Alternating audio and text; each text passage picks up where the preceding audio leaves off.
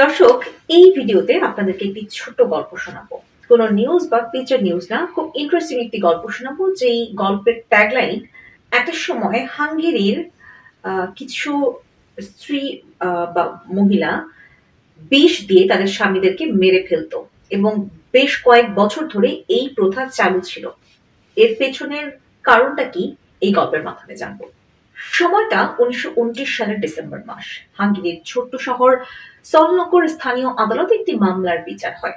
মামলাটি কাছের নাগিরের গ্রামটিকে ঘিরে। ওই গ্রামের কয়েক ডজন নারীর বিরুদ্ধে অভিযোগ তারা নিজ নিজ স্বামীকে ইচ্ছাকৃতভাবে বিষ খাইয়ে হত্যা করেছেন। ঘটনা নিয়ে ওই সময় নিউ ইয়র্ক টাইমস একটি প্রতিবেদন প্রকাশ করে। প্রতিবেদনে বলা হয়, পুরুষদের বিষ প্রয়োগের অভিযোগে প্রায় 50 নারী বিচারের মুখোমুখি হচ্ছেন। সংবাদ মাধ্যমটি জানে 1911 থেকে 1929 সালের মধ্যে নাগিরেভে 50 জনের বেশি পুরুষকে আর্সেনিক প্রয়োগে হত্যা করা হয়। কৃষক অধ্যুষিত গ্রামটি রাজধানী বুদাপেস্ট থেকে 130 কিলোমিটার দক্ষিণে অবস্থিত। অভিযুক্ত নারীরা অ্যাঞ্জেল মেকার হিসেবে পরিচিত হয়ে ওঠেন। শব্দটি এমন ধারণাকে বোঝায় যেখানে নারীরা কাউকে, বিশেষ করে স্বামী বা অবাঞ্ছিত শিশুকে হত্যা করে। বিচারের সময় একটি নাম বারবার উঠে আসে, জুঝানা ফাজেকাস। তিনি ছিলেন ওই গ্রামের ধাত্রী। নাগিরেভ ছিল হাঙ্গেরিতে ওয়াইন তৈরির সবচেয়ে বড় অঞ্চল কুনসাগের তিজা নদীর তীরে অবস্থিত একটি ছোট্ট বসতি। সেখানে মূলত কৃষক সম্প্রদায়ের বসবাস ছিল। এই অঞ্চলে বিয়ে পারিবারিকভাবেই নির্ধারিত হতো। খুব অল্প বয়সী নারীরা অপেক্ষাকৃত অধিক বয়স্ক পুরুষদের সঙ্গে জুটি বাঁধতেন। এসব বিয়ের সঙ্গে সাধারণত জমি উত্তরাধিকার এবং আইনি বাধ্যবাধকতা চুক্তি জড়িত ছিল। বিবাহ বিচ্ছেদ কার্যত সম্ভব ছিল না। ওই সময় নাগিরেভ গ্রামটি অস্ট্রো হাঙ্গেরিয়ান সাম্রাজ্যের অধীন ছিল। নাগিরেভে কোনো স্থানীয় চিকিৎসক বা পুরোহিত ছিলেন না। বিভিন্ন রোগে ঔষধি প্রতিকার ও রাসায়নিক সম্পর্কে জ্ঞান থাকার কারণে ফাজেকাস কেবল ধাত্রী হিসেবে নন, একজন চিকিৎসক হিসেবেও কাজ করতেন। তার জ্ঞান মানুষকে তার কাছে আসতে এবং তার উপর বিশ্বাস রাখতে বাধ্য করেছিল, বলেন মারিয়া বুনিয়া। তিনি এই বিষয়ে 2004 সালে বিবিসির সঙ্গে কথা বলেছিলেন। মারিয়ার বাবা ছিলেন সেখানকার একজন স্থানীয় কর্মকর্তা। তাকে পুলিশ অনুরোধ করেছিল গ্রামে ঘটে যাওয়া একের পর এক রহস্যজনক মৃত্যুর তদন্তে সহায়তা করার জন্য। ওই সময় গুনিয়া বেশ ছোট ছিলেন। জুজানা ফাজেকাস নামের ওই ধাত্রী গ্রামের সড়কের পাশে একটি সাধারণ একতলা বাড়িতে থাকতেন।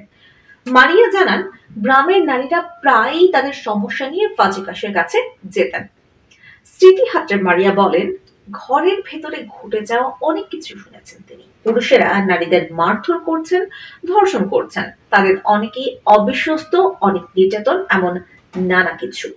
মারিয়া বলেন, যখন নারীরা তাদের মাতাল বা হিংস্র স্বামীদের সম্পর্কে অভিযোগ করতেন, তখন ফাজেকাস তাদের বলতেন, যদি তাদের সঙ্গে থাকতে সমস্যা হয় তাহলে আমার কাছে একটি সহজ সমাধান আছে।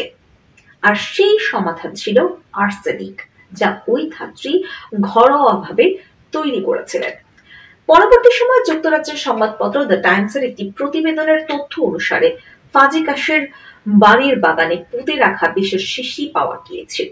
নাগিরেভের কবরস্থানে 1911 থেকে 1929 সালের মধ্যে বিষক্রিয়ায় মৃত প্রায় 50 পুরুষকে সমাহিত করা হয়েছিল। অবশেষে কর্তৃপক্ষ সন্দেহ করতে শুরু করে এবং মৃতদেহ কবর থেকে উত্তোলনের উদ্যোগ নেয়। পরে পরীক্ষা করা 50টি মৃতদেহের মধ্যে 46টিতেই আর্সেনিক ছিল, যা বিষক্রিয়ার সন্দেহকে নিশ্চিত করে। সন্দেহের তীর ফাজেকাসের দিকে নির্দেশ করছিল। এই পরিস্থিতিতে পুলিশ ফাজেকাসকে গ্রেপ্তার করতে তার বাড়িতে যায়। পুলিশকে কাছে আসতে দেখে তিনি বুঝতে পারেন যে সবকিছু শেষ। তখন পুলিশ তার বাড়িতে পৌঁছে ততক্ষণে তিনি মারা গেছেন। নিজের কাছে রাখা কিছু বিষ তিনি ইতোমধ্যেই পান করে ফেলেন, স্মৃতিহাত্রে বলেন মারিয়া।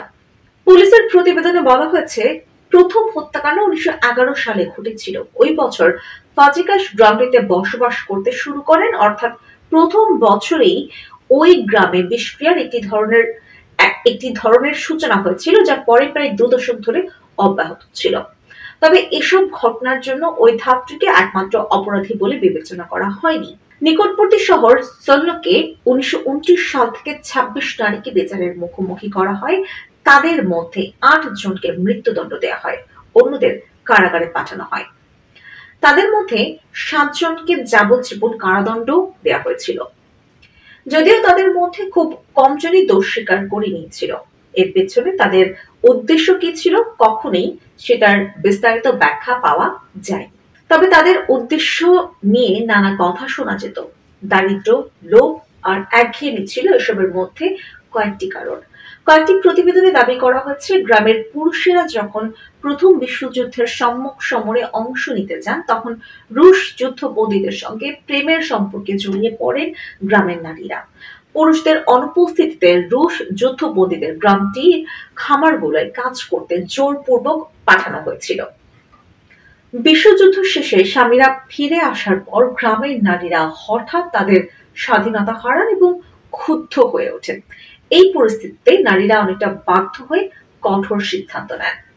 কেবল নাগিরেভ গ্রামে নয়, পাশের তিজাকুট শহরেও কবর থেকে মরদেহ উত্তোলন করে তাতে পাওয়া যায় আর্সেনিকের উপস্থিতি। অবশ্য তাদের মৃত্যুর জন্য কাউকে দোষী সাব্যস্ত করা হয়নি। অনুমান করা হয় এই অঞ্চলে বিষক্রিয়ায় মৃতের সংখ্যা ৩ শতাধিক। বছরের পর বছর অতিবাহিত হওয়ায় নাগিরেভের বেশিরভাগ বেদনাদায়ক স্মৃতি মুছে গেছে। এই অঞ্চলের নাম এখন আর আশেপাশের অঞ্চলে পুরুষদের কাছে অস্বস্তি তৈরি করে না। তবে মারিয়া খানিকটা বিদ্রুপ করে বলেন, বিষক্রিয়ার ওই ঘটনা সামনে আসার পর স্ত্রীদের সঙ্গে পুরুষদের আচরণে উল্লেখযোগ্যভাবে উন্নতি হয়েছিল।